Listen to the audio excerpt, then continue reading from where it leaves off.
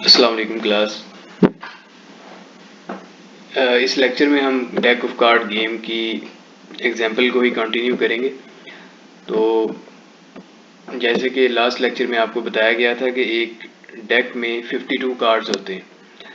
तो उन 52 कार्ड्स को रिप्रेजेंट करने के लिए बेसिकली वो हर कार्ड एक ऑब्जेक्ट है। तो उसके जो फीचर्स हैं वो हमने इस कंस्ट्रक्टर में डिफ़ाइन किए थे।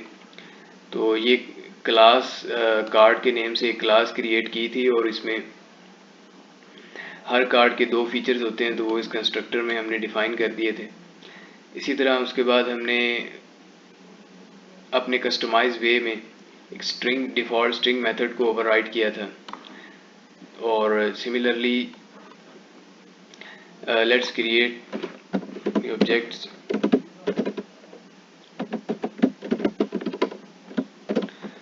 So let's say I want to create a card of 0 suit and 1 rank. तो इसको जब हम प्रिंट करेंगे तो it will call this string method, जिस तरह हमने अपने कस्टमाइज वे में इसको लिखा हुआ है। तो ये रिटर्न कर रहा है एस ऑफ क्लब। 0 यहाँ पे बिलोंग कर रहा है क्लब कैटेगरी को, जो हमने ऑलरेडी डिफाइन की हुई है। इसी तरह 1 इज़ बेसिकली रैंक, तो 1 की जगह पे हमने एस लिखा हुआ है। तो ये जैसे हम चाहते हैं हमारे इन कोडिंग के मुताबिक आपको आउटपुट दे रहा है। इसी तरह in order to have a comparison एक और ऑब्जेक्ट क्रिएट करना पड़ेगा, यानी एक और कार्ड क्रिएट करते हैं। लेट्स से सेम फीचर्स के साथ इसी कार्ड को क्रिएट कर लेते हैं और इक्वल टू जब हम इक्वल का कंपैरिजन करते हैं तो डबल इक्वल लिखते हैं। तो यहाँ पे ऑपरेटर ओवरलोडिंग हुई है और मेथड ओवरराइडिंग भी, यानी कि इसके बैक एंड पे ये वाला मेथड कॉल होता है। तो उसको हमने अपनी कस्टम डेफिनेशन के हिसाब से मॉडिफाई किया हुआ है। तो ये भी लास्ट लेक्चर में एक्सप्लेन कर दिया था आपको। अब दोनों कार्ड इक्वल हैं तो इक्वल रिटर्न कर रहा है, अनइक्वल कर देंगे तो फॉल्स रिटर्न कर देगा। इसी तरह एक और मेथड हमने लेस देन ये वाला, इसको ओवरराइड किया था। तो ये भी, इसकी भी डेफिनेशन लास्ट लेक्चर में एक्सप्लेन कर दी गई। तो अब थोड़ा सा आगे मूव करते हैं। अब फॉर एग्जांपल आप सोचें कि आपके पास जब आप गेम खेलते हैं डेक ऑफ कार्ड्स की, तो कितनी डिफरेंट टाइप्स के ऑब्जेक्ट्स हो सकते हैं। एक तो आपने डिस्टिंग्विश कर लिया कि जो आपके कार्ड है वो बेसिकली एक ऑब्जेक्ट है, और 52 कार्ड्स, वो ऑल 52 कार्ड्स एक सेम टाइप से बिलोंग कर रहे हैं, जिसकी क्लास हमने यहाँ डिफाइन कर दी हुई है। तो अब आप सोचें कि जब आप गेम खेलते हैं तो स्टार्टिंग में आपके पास 52 कार्ड्स एक सेट की फॉर्म में होते हैं, जिसको इस गेम में डेक ऑफ कार्ड्स कहा गया है। तो वो 52 कार्ड्स बेसिकली वो भी एक ऑब्जेक्ट है। तो for example if I want to create the deck 1 for example, तो कैसे क्रिएट करूँगा मैं। तो एक तो ये तरीका है कि आप एक फॉर लूप इनिशिएट करें ईच एंड एवरी टाइम जब भी आपने कोई डेक क्रिएट करना है, और उसमें नेस्टेड लूप लगाएं और आप 52 कार्ड्स की एक एरे, लेट्स से एक एरे जनरेट कर लें जिसमें 52 कार्ड्स आप असाइन कर दें। तो each time you have to do this. The another method is कि आप कोई फंक्शन डिफाइन कर लें और उससे भी आगे जाएं तो आप एक क्लास बना सकते हैं, बिकॉज डेक एक डिफरेंट किस्म का ऑब्जेक्ट आपने कंसिडर कर लिया। फॉर एग्जांपल तो लेट्स से हम एक डेक के नाम से एक क्लास बनाते हैं और इसके कंस्ट्रक्टर में क्या होना चाहिए। अब आपके ख्याल में सोचें, डेक बेसिकली 52 कार्ड्स पे मुश्तमिल होता है, तो आप 52 कार्ड्स को इनिशियलाइज करवाएंगे एक एरे की फॉर्म में। तो उससे पहले आप एक एरे इनिशियलाइज कर लें, उसका नाम कार्ड्स रख लें। For example self dot cards एक एम्प्टी एरे है और इस एरे को अब आपने यूनिक जितने भी 52 कार्ड्स होते हैं उससे फिलअप करना है। तो आप यहाँ पे फॉर लूप यूज़ कर सकते हैं। Let's say I is representing the suit attribute, तो सूट स्टार्ट होते हैं 0 से और it will move up till 3, but यहाँ पे 4 लिखेंगे आप बिकॉज ये लास्ट टर्मिनेटिंग इंडेक्स इंक्लूड नहीं होता। तो in this for loop I will have a value from 0 to 3, like it will iterate 4 times, and in the first iteration I will have a value 0, and in the second iteration it will have a value 1 and so on। तो loops आपने पढ़े हुए हैं। तो हमें rank भी initialise करना है, तो रैंक के लिए इसको आप रैंक ही रख लें, इसका नाम फॉर एग्जांपल। तो इन दी रेंज ऑफ रैंक स्टार्ट होते हैं 1 से और ये 13 तक जाते हैं, बट आपने यहाँ 14 लिखना है बिकॉज ये 14 इंक्लूड नहीं होता इसमें लास्ट एलिमेंट। तो जो एरे आपने इनिशियलाइज करवाई है उसी एरे में आप एक एरे के बिल्ट इन फंक्शन या मेथड कह लें, अपेंड मेथड से आप कार्ड ऑब्जेक्ट्स को अपेंड कर सकते हैं। तो कार्ड ऑब्जेक्ट क्रिएट करने के लिए आप कार्ड क्लास यूज करेंगे, जैसे आपने यहाँ पे देखें कार्ड ऑब्जेक्ट क्रिएट किया हुआ है। तो बट दिस टाइम आप लूप से इसको क्रिएट करेंगे। यहाँ पे आई को आप सूट कह सकते हैं क्योंकि ये सूट को रिप्रेजेंट कर रहा है। तो हमारे जो कार्ड क्लास में फर्स्ट एलिमेंट है वो सूट है, सेकंड इज रैंक। तो इसको आपने ज़रा ध्यान से फिलअप करना है। तो these three statements basically these are working in nested loop, and it will create 52 different cards, and that cards will be appended in this array one by one। तो अब इसका एडवांटेज ये हुआ है कि जब भी हम कोई डेक ऑब्जेक्ट इनिशियलाइज करवाएंगे तो हम इस क्लास को जस्ट कॉल कर देंगे। तो after calling this deck class the constructor will be called implicitly, और यहाँ पे जो डेक की जो भी फीचर्स हैं, फॉर एग्जांपल एक डेक में यूनिक 52 कार्ड्स होते हैं, तो वो इस तरह उसमें क्रिएट करके उस लिस्ट में पॉपुलेट कर देगा। ठीक है। तो for example I want to see, तो इसको अगर मैं देखना चाहता हूँ कि ये डेक 1 के अंदर एज यू नो कि डेक 1 एक ऑब्जेक्ट है और इसकी जो एट्रीब्यूट है वो एक ही है। यहाँ पे हमने ये एट्रीब्यूट लिखी हुई है डेक सेल्फ डॉट कार्ड्स। तो ये एक लिस्ट है बेसिकली। डेक बेसिकली एक सेट होता है ना, उसमें 52 कार्ड्स हैं। तो इस लिस्ट के किसी एक एलिमेंट को अगर आप देखना चाहते हैं, for example I want to see the first element,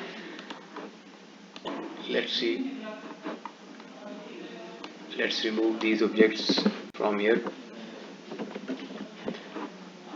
तो इसमें देखें जो फर्स्ट एलिमेंट मैंने प्रिंट किया है डेक 1 का, तो वो एस ऑफ क्लब है। वाई? बिकॉज जब लूप इनिशियलाइज होगा सूट की वैल्यू 0 होगी और रैंक की वैल्यू 1। तो पहला जो ऑब्जेक्ट इसमें पॉपुलेट होगा वो 0 सूट पे क्लब पड़ा हुआ है और फर्स्ट रैंक पे एस है। तो ये हमारे जो कस्टमाइज वे में इसको प्रिंट कर रहे हैं एस ऑफ क्लब। तो बेसिकली अब आप अगर ये सोच रहे हैं कि ये हमने ना ही इस डेक क्लास को यानी कि ना इसको पेरेंट बनाया, कार्ड क्लास को इसका पेरेंट क्लास हमने नहीं डिक्लेयर किया, why it is calling this str method. अगर आप थोड़ा सा क्लियरली इसको देखें, ऑब्जर्व करें, तो ये जो कार्ड्स सेल्फ डॉट कार्ड जो एरे है, बेसिकली जो deck 1 is basically now it has the attribute dot cards.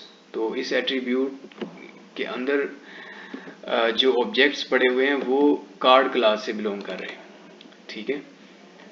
तो वो ऑब्जेक्ट्स बेसिकली यहाँ पे जैसे आप ये क्रिएट कर रहे हैं, तो वो कार्ड क्लास के ऑब्जेक्ट्स हैं। तो deck1 डॉट कार्ड्स, इसकी जो एरे के 0 एलिमेंट है वो एक कार्ड है, यानी कार्ड क्लास का ऑब्जेक्ट है। तो वो कार्ड क्लास का ऑब्जेक्ट जब भी प्रिंट होगा तो वो कार्ड क्लास के str फंक्शन को यूज़ कर सकता है, और बल्कि वो उसी फंक्शन को यूज़ करेगा। अगर आप इसको, इस डेफिनेशन को यहाँ ओवरराइट कर दें, कमेंट कर दें फॉर एग्जांपल, तो वो रिकॉग्नाइज नहीं करेगा। बट ये ऑलरेडी आपने इस चीज़ को देखा हुआ है। तो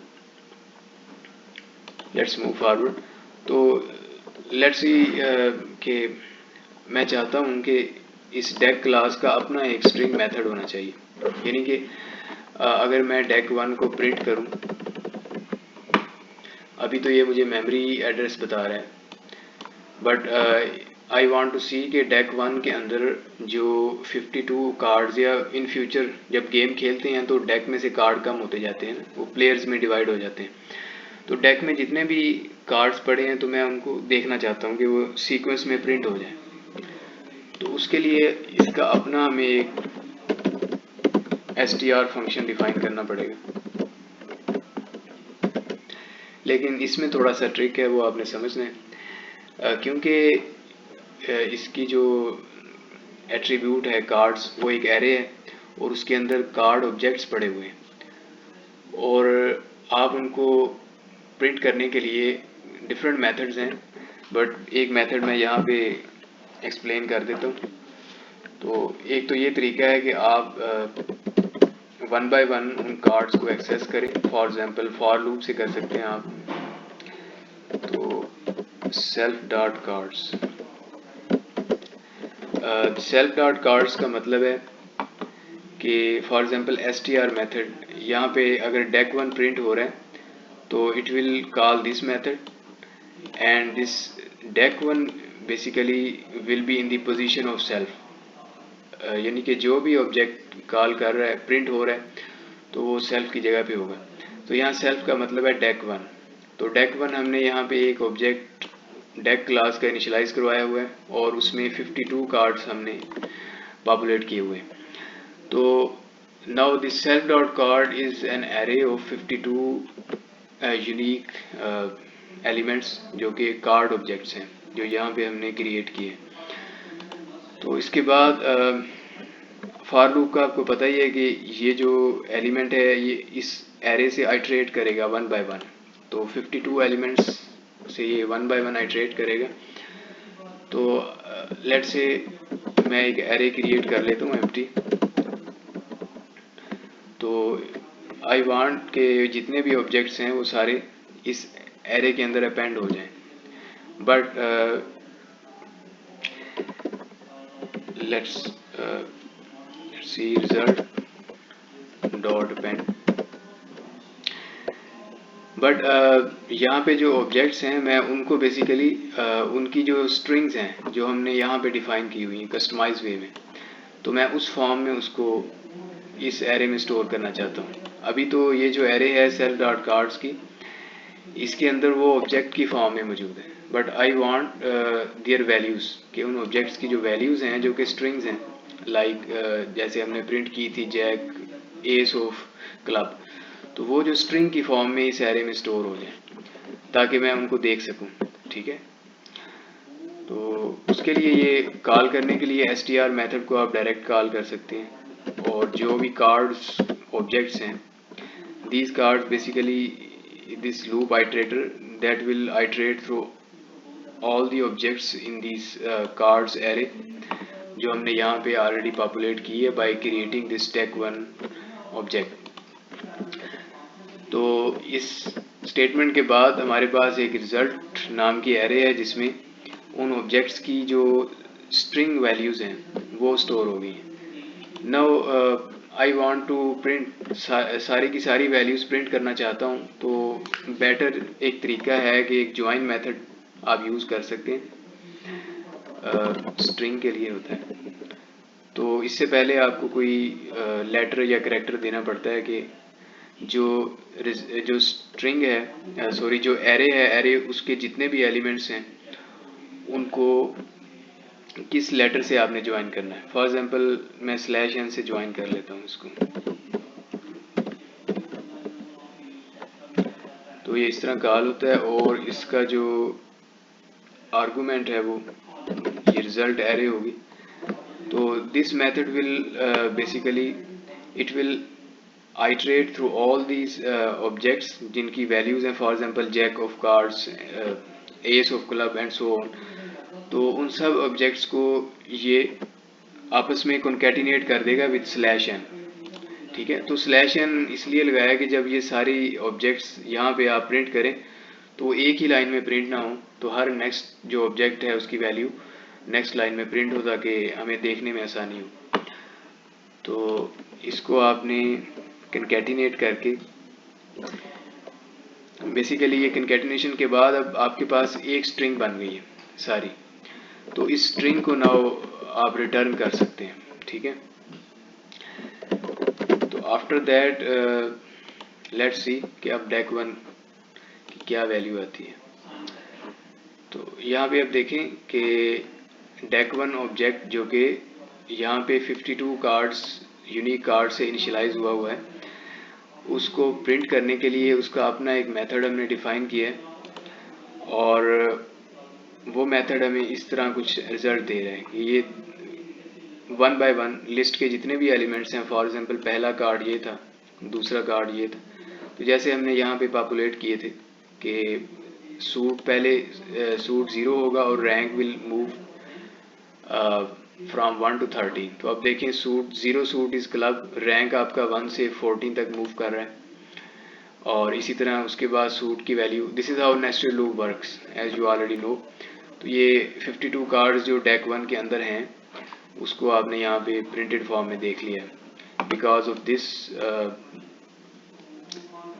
overriding of this str method in your own customized way।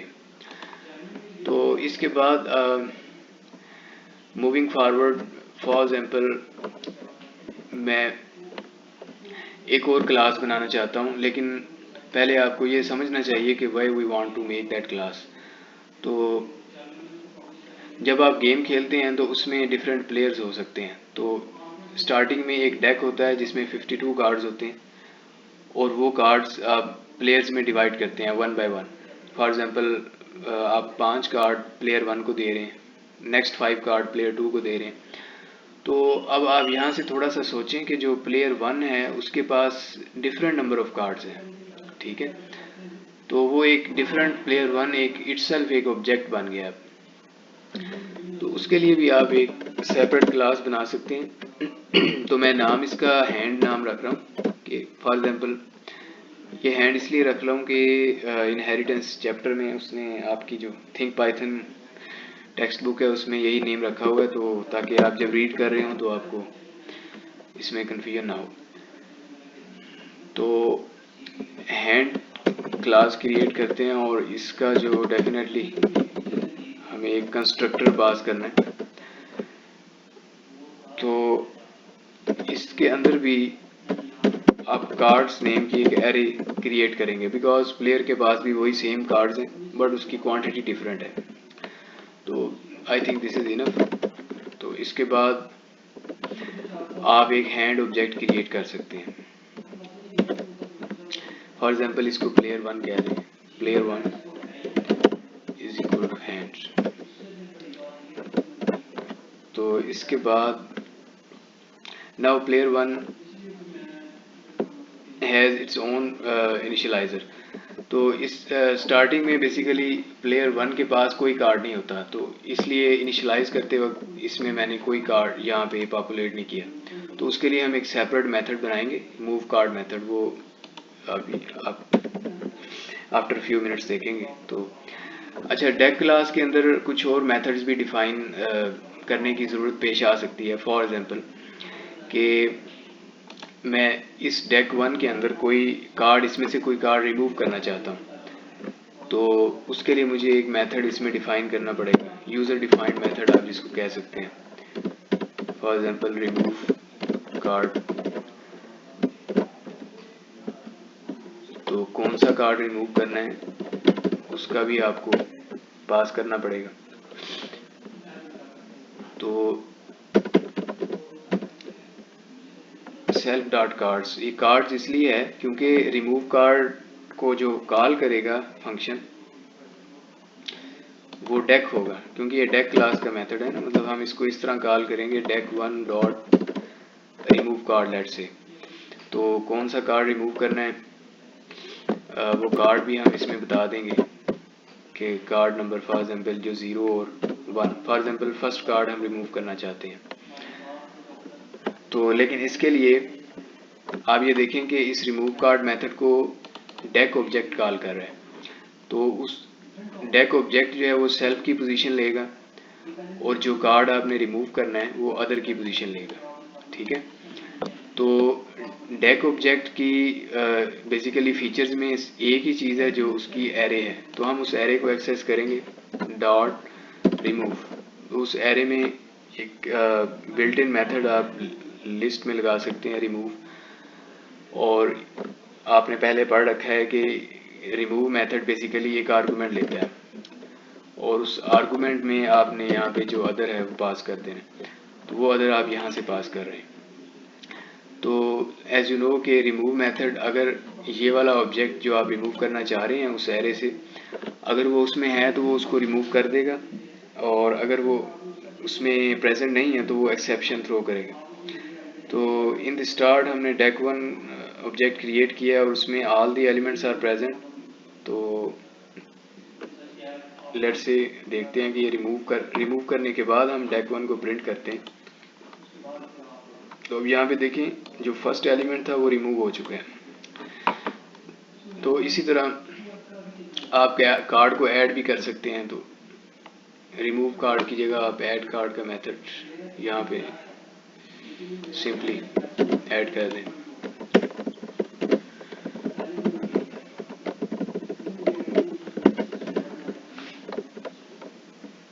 तो ऐड के लिए आप क्या करेंगे, अपेंड मेथड यूज करेंगे, वही कार्ड आप उसमें अपेंड कर देंगे, ठीक है।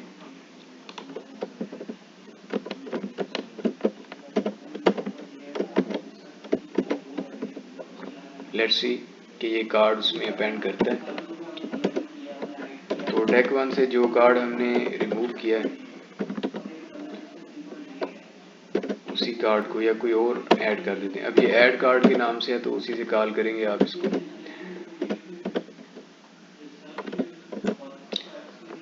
तो इसमें लेट से मैं ऐड करना चाहता हूँ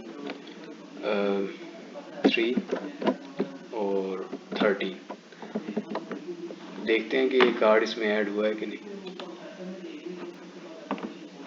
अब देखें 3 जो है वो स्पेड से बिलोंग कर रहा है और 13 किंग से बिलोंग करता है। तो मैंने basically king of spade card add किया है, तो ये लास्ट में ऐड होगा बिकॉज जो अपेंड मेथड है वो जो भी लिस्ट है उसके लास्ट इंडेक्स होता है उसमें अपेंड करता है, ठीक है। यानी ये एक लास्ट पे एक इंडेक्स इंक्रीज करता है और उसमें ऐड कर देता है। तो इसी तरह फॉर एग्जांपल आप शफल करना चाहते हैं, शफल कार्ड जब भी गेम स्टार्ट होती है तो जो भी डेक होता है उसको शफल किया जाता है ताकि एक जैसे कार्ड्स किसी प्लेयर के पास एक जैसे कार्ड ना चले जाएं। तो इसके लिए आपको रैंडम लाइब्रेरी इंपोर्ट करनी पड़ेगी। आई थिंक यहाँ पे इंपोर्ट की हुई है मैंने। तो रैंडम के अंदर ये फीचर है कि वो शफल कर सकता है किसी भी लिस्ट को, जो डाटा स्ट्रक्चर है बेसिक लिस्ट के अंदर जो भी एलिमेंट्स हैं उनको रैंडमली शफल कर देता है, रैंडम डॉट शफल। और इसमें आप वो लिस्ट प्रोवाइड कर देंगे जिसको शफल करना है। तो लेट्स से ये रिमूव और ऐड को हम फॉर नाउ डिलीट करते हैं। तो हमने एक डेक ऑब्जेक्ट क्रिएट किया, बिफोर प्रिंटिंग हम इसको शफल करते हैं। पहले तो ये सीक्वेंस में प्रिंट हो रहा है, तो देखते हैं अब शफल मेथड क्या करता है।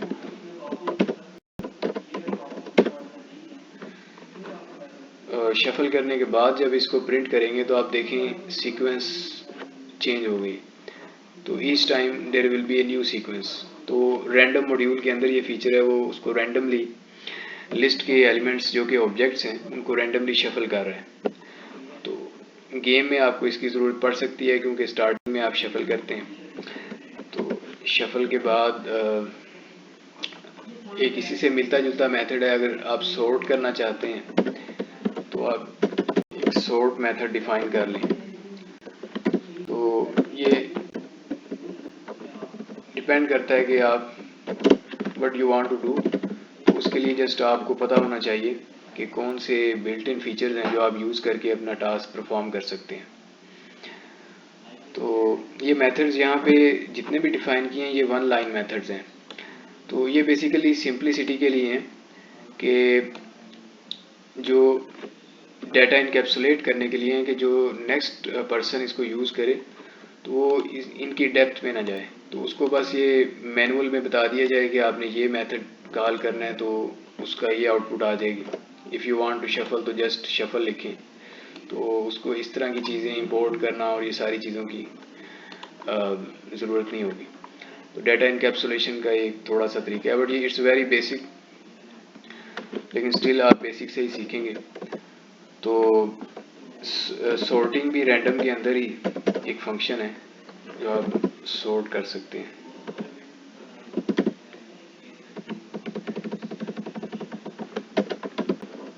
सॉर्टेड ये रैंडम के अलावा भी वैसे बिल्ट इन फंक्शन है आई थिंक।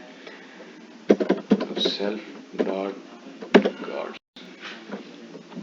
तो शफल के बाद इसको दोबारा सॉर्ट करते हैं। लेट्स सी, और रीप्रिंट करते हैं, बट ये एरर दे रहे हैं।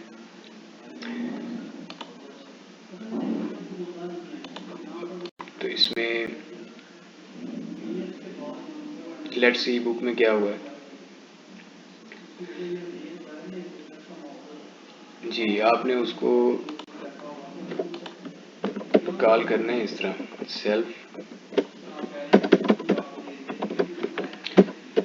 Self dot sort, sorry self dot cards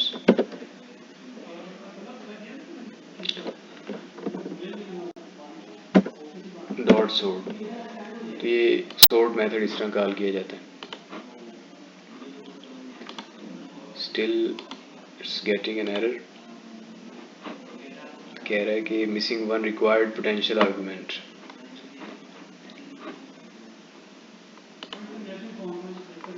तो आई थिंक ये इसका नाम थोड़ा चेंज करना पड़ेगा, ये बिल्ट इन मेथड से मैच कर गया। बुक में भी ऐसे ही होगा, लेकिन ये ऐसे भी वर्क कर रहे हैं। तो सेल्फ डॉट इसको करना चाहिए। दूसरा यहाँ पे जो दूसरा आर्गुमेंट है ये मेरे ख्याल मिस्टेकनली दिया हुआ। तो देखिए अभी ये इसको सॉर्ट कर चुके हैं। तो मिस्टेक यहाँ पे ये थी कि मैंने अदर एक मेथड एक नेक्स्ट आर्गुमेंट ऐड किया हुआ था और वो यहाँ पे यूज़ नहीं कर रहा। तो सॉर्ट मेथड में आपको कोई और ऑब्जेक्ट देने की ज़रूरत नहीं है। तो हम इसको दूसरे तरीके से भी अप्लाई करके देखते हैं कि वो सॉर्टिंग वर्क कर रहा है या नहीं। Sorted self dot cards, let's see. तो इससे एक वर्क नहीं कर रहा, तो ये कोई इसकी बिल्ट इन डेफिनेशन में थोड़ा डिफरेंस हो सकता है। तो आप sort simple sort built in method है जो कि लिस्ट पे अप्लाई होता है। तो this is basically representing the list जो हम सॉर्ट करना चाहते हैं। तो लिस्ट के साथ जो उसका बिल्ट इन मेथड है वो इस तरह कॉल करेंगे आप, इट हैज़ नो आर्गूमेंट, तो वो आपकी लिस्ट को सॉर्ट कर देगा। लेकिन शफल के बाद सॉर्ट किया देन प्रिंट किया तो उसको, अच्छा ये जितनी भी सॉर्टिंग हो रही है तो basically S is less than 2, ये इट्स नॉट रिकॉग्नाइजेबल। ये रिकॉग्नाइज हो रहा है बिकॉज ऑफ हमने इनकोडिंग की हुई है, ये नंबरिंग की वजह से ये रिकॉग्नाइज हो रहा है। ठीक है, तो इसके बाद अभी बाकी मेथड्स को कॉपी पेस्ट कर लेते हैं ताकि टाइम वेस्ट ना हो। तकरीबन जो आपकी बुक में डिफाइन है मेथड वो सारे आपको बता दिए। ये एक एक्स्ट्रा काम मैंने इधर ऐड किया था, तो ये आप देख लें इफ़ यू वांट कि जैसे ऐड कार्ड मेथड में इफ़ यू वांट कि ऑपरेटर ओवरलोडिंग भी होनी चाहिए, तो जो प्लस ऑपरेटर है उसको अगर आप ओवरराइड करना चाहते हैं तो ये बिल्ट इन फंक्शन है। तो फिर ये सेम डेफिनेशन आप यहाँ पे लिख दें। तो अगर आप कोई से दो कार्ड्स को ऐड करना चाहते हैं, फॉर एग्जांपल दो कार्ड तो नहीं, ये ऐड मेथड जो है वो डेक ऑब्जेक्ट में ऐड करते हैं। तो डेक 1 प्लस इसमें आप कोई कार्ड ऐड करना चाहते हैं, फॉर एग्जांपल 01, तो नाउ आप इस तरह भी कर सकते हैं कि ऐड कार्ड मेथड को कॉल करने की बजाय अब उसमें ऐड कर दें, तो वो देखें यहाँ पे ऐड हो गया। तो ये जितना आप मतलब इसको आगे बढ़ाना चाहें बढ़ा सकते हैं। तो I will encourage all of you के डिफरेंट मेथड से इसको ट्राई करें। जो जो कंसेप्ट आपने सीखे हैं, जो भी आपके जहन में आता है, तो इस सारी एग्जाम्पल को पहले तो अपने हाथ से प्रैक्टिस करें और उसके बाद फिर ट्राई करें डिफरेंट मेथड से। तो लर्निंग जो है वो इसी तरह होगी जब आप खुद अपने हाथ से इसको ट्राई करेंगे हर चीज़ को। अच्छा, तो इसके बाद ये रिमूव का कार्ड मेथड एक पॉप कार्ड मेथड है। रिमूव में आपको बताया था कि वो एरर थ्रो कर देता है, आप इसको टेस्ट कर लीजिएगा। लेकिन ये पॉप कार्ड मेथड जो है ये थोड़ा सा डिफरेंट है, तो इसकी भी हमें ज़रूरत पड़ सकती है, तो इसको भी डिफाइन करते हैं यहाँ। तो ये basically simply self dot card जो एरे है उसमें से पॉप करेगा। अगर तो आपने इंडेक्स दिया हुआ है तो उस इंडेक्स से एलिमेंट को पॉप आउट कर देगा। अगर इंडेक्स इज़ नॉट देयर तो बिल्ट इन -1 होता है, तो इस यहाँ भी -1 लिखा हुआ है, तो ये लास्ट जो एलिमेंट है लास्ट इंडेक्स पे उसको रिटर्न करेगा। तो ये देखें, ये रिटर्न कर रहा है, ये इंपॉर्टेंट है क्योंकि ये जो स्टेटमेंट है pop method it will basically give something जो लास्ट ऑब्जेक्ट पड़ा है, तो उसको हमने रिटर्न भी करना है। ठीक है, जैसे कि इसको अगर हम यहाँ पे कॉल कर लेते हैं,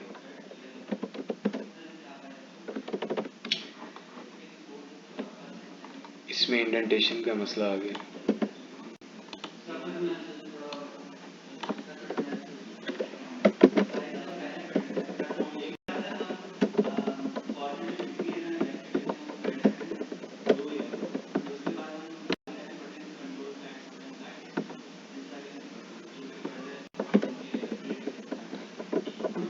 इसको कॉपी पेस्ट दोबारा कर लेते हैं।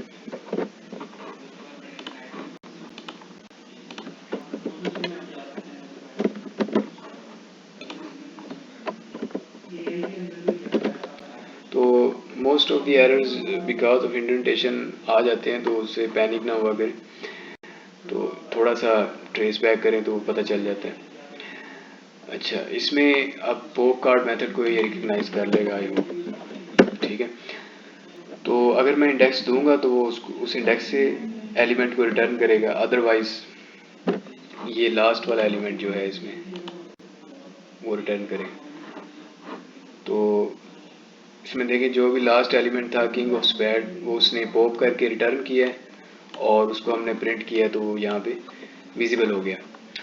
तो इसी तरह there is another method move card. ये मेथड इंपॉर्टेंट है, इसको हम बाद में देखते हैं। लेट्स सी कुछ रह तो नहीं गया।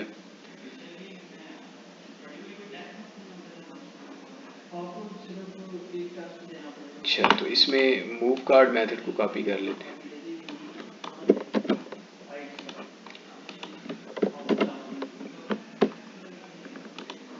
व्हाट बेसिकली ये क्या कर रहा है, ये यहाँ पे लिखा हुआ है कि ये मूव कर रहा है given number of cards from the deck into the hand.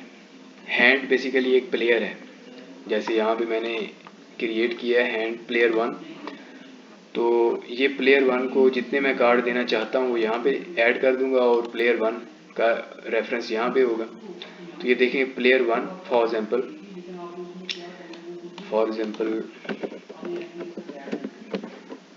यहाँ पे आप लिखना चाहते हैं player 1 dot sorry it will this method will be called by, ये बस आपने डेफिनेशन को ज़रा गौर से देखना है। इसमें सेल्फ देखें, self is calling pop card method. बल्कि इसको आप इनहेरिटेंस यहाँ यूज़ कर सकते हैं, क्योंकि ये जितने भी मेथड्स हैं वो प्लेयर ने भी यूज़ करने हैं, सारे जो आपने ऊपर डिफाइन किए हैं। तो because of inheritance you can use all these methods with this player object also. ठीक है, तो अब पॉप कार्ड मेथड ये कॉल कर रहा है और सेल्फ के साथ हैंड ऑब्जेक्ट आपने यहाँ पे दिया हुआ है। तो सेल्फ और हैंड को डिस्टिंग्विश करने के लिए सेल्फ बेसिकली जो कार्ड पॉप कर रहा है वो डेक से निकाल रहे हैं, तो सेल्फ यहाँ पे डेक होगा। तो मेरे पास एक ही डेक है, डेक 1, तो इससे मैं कॉल करूँगा इस मेथड को मूव कार्ड्स। तो अब यहाँ पे सेल्फ का मतलब है डेक 1, जो कि 52 कार्ड्स हैं जो हम यहाँ पे प्रिंट करके देख चुके हैं। तो अब वो पॉप कार्ड उसमें से आखिरी जो कार्ड है वो निकालेगा और निकाल के यहाँ पे रख देगा इस आर्गूमेंट में। और इस आर्गूमेंट में क्या है, hand dot add card. Add card method basically add करता है हैंड ऑब्जेक्ट के अंदर। What is hand? Hand is here our player 1। ठीक है, और उसके बाद दूसरा आर्गूमेंट है नंबर। तो let's say I want to move 3 cards to player 1, तो ये नंबर बेसिकली यहाँ पे आ जाएगा। तो ये लूप विल आइट्रेट 3 टाइम्स, तो it will iterate 1 by 1 and ये 3 कार्ड जो हैं, आखिरी 3 कार्ड, उनको पॉप करके हैंड प्लेयर की जो एरे है जो यहाँ पे हमने ये डिफाइन की हुई है, ये उसके अंदर ऐड कर देगा। तो इसके बाद लेट्स सी प्रिंट करके देखते हैं कि प्लेयर 1 के पास क्या है।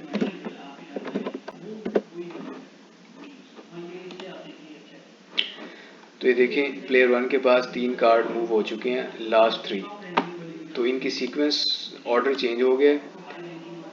उसकी रीज़न ये है कि लास्ट वाला जो है वो फर्स्ट में पॉप आउट हुआ है, और जो ऐड हुआ है तो last element will become the first element of this array. इसी तरह second last element will become the second element and third last is the third element and so. तो अगर आप उसको प्रिंट करना चाहते हैं डेक को, तो उसमें से ये कार्ड एब्सेंट होंगे क्योंकि वो प्लेयर 1 को चले गए, मूव कर गए। लेट्स से इसको अभी कमेंट कर दें।